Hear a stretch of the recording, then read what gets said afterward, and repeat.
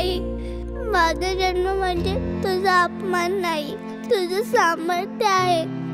मी ओझ नाही, तुझी शक्ती आहे. हे आपण जगाला नाही ग पटवून देऊ शकलो. उद्या जेव्हा ठेच लागेल तेव्हा आई ग म्हणत आईची आठवण करायला आईच नसेल.